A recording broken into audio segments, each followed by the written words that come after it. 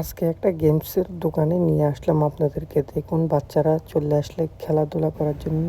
এই যে দুটা বাচ্চা ভিডিও গেমস খেলতেছে। এখন আপনাদেরকে বিভিন্ন ধরনের খেলাধুলা দেখাচ্ছি।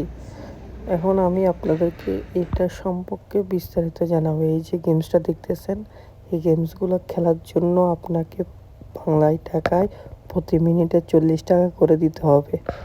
বাংলাদেশি টাকায় প্রতি মিনিটে 40 টাকা করে দিতে হবে।